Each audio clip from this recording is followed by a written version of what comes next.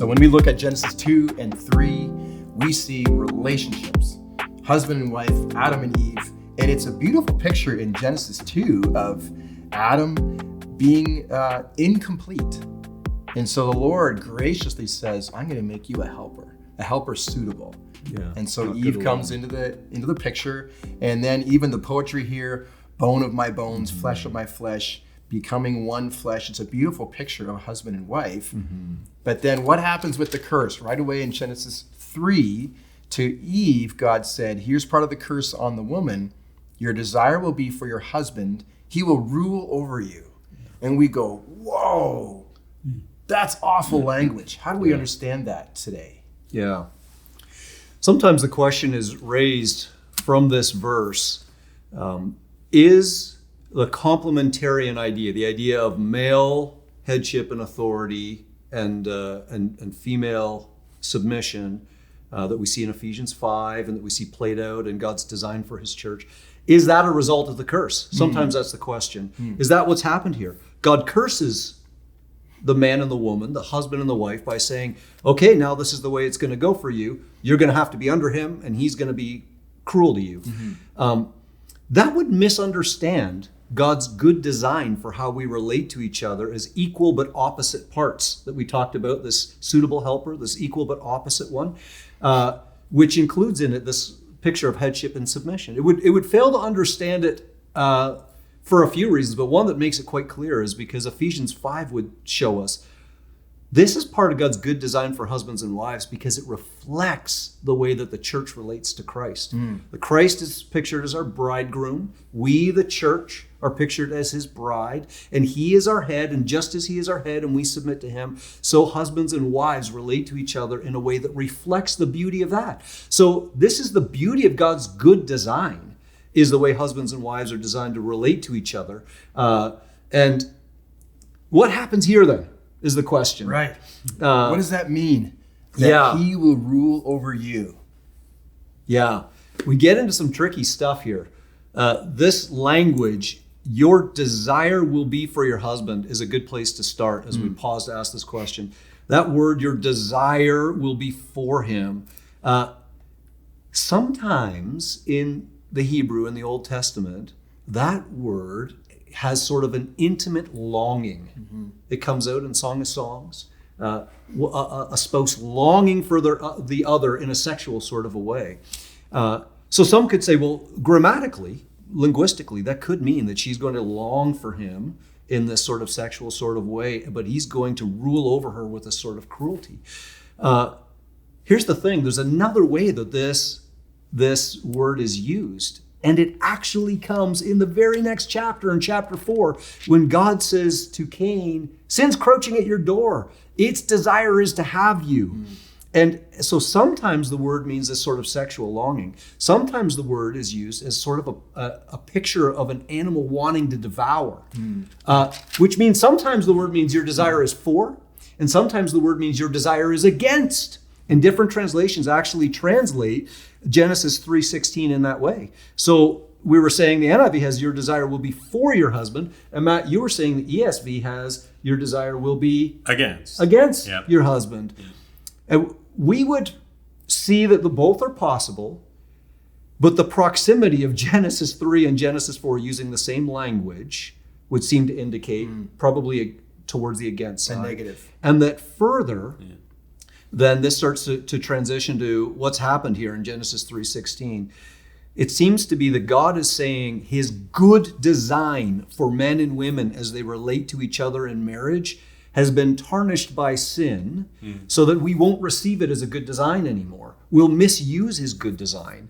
And that there will be times when the wife is going to her desire will be against her husband and want to throw off his headship.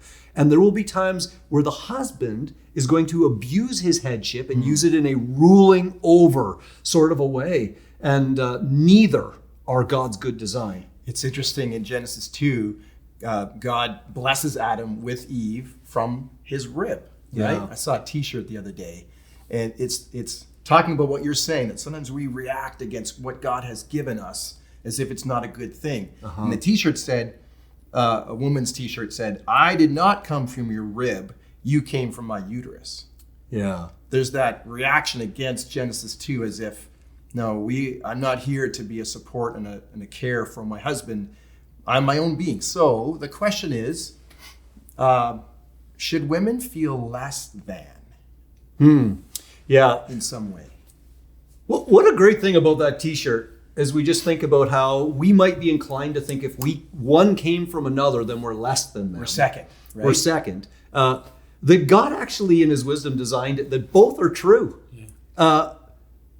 Eve came from Adam's rib, and all who were born are born from then through her. Eve, she becomes the mother of all who are living. Yeah. So yes, in a sense, you come from Adam's rib, and yes, in a sense, we come from your uterus. Both are true.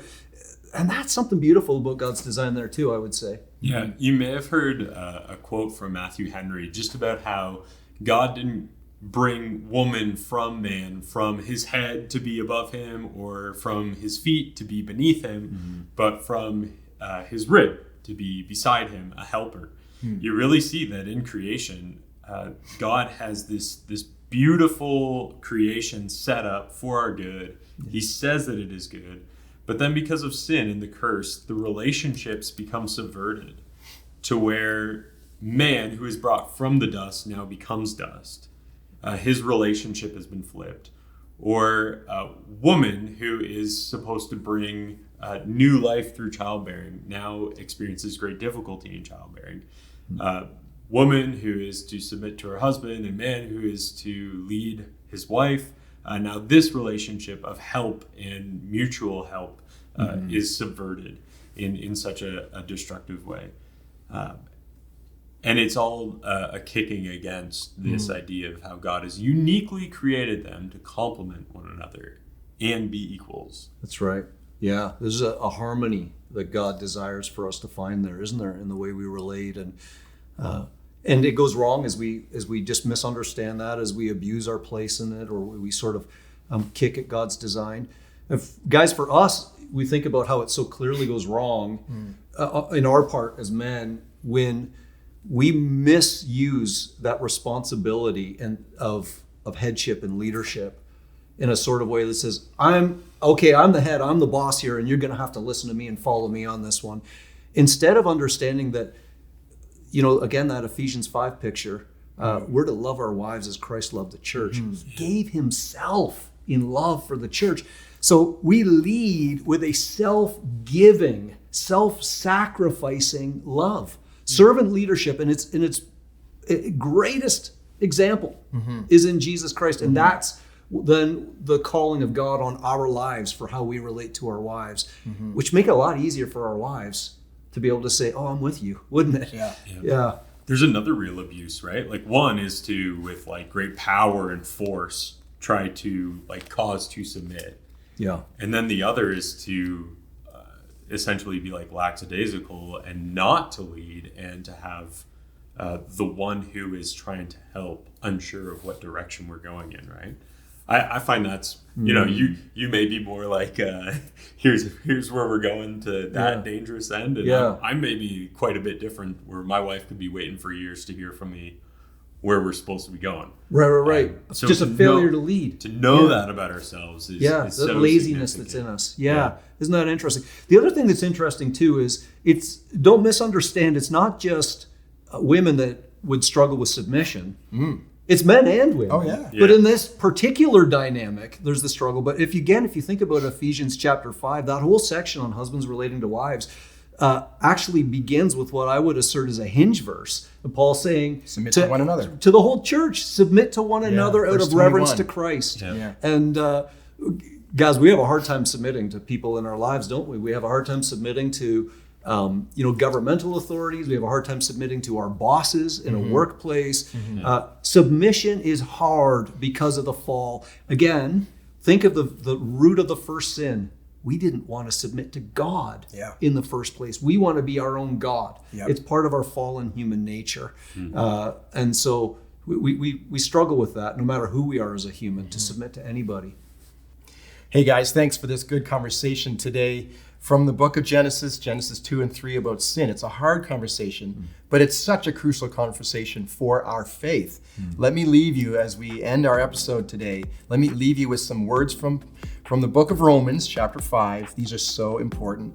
Listen to these. Consequently, just as a result of one trespass was condemnation for all men and women, so also the result of one act of righteousness was sanctification that brings life to all. That's through Christ. For just as through the disobedience of the one man, Adam, the many were made sinners, so also through the obedience of the one man, Jesus Christ, the many will be made righteous. That is a beautiful gospel right there. Yeah. We praise the Lord for that. God bless you, and we'll see you next time.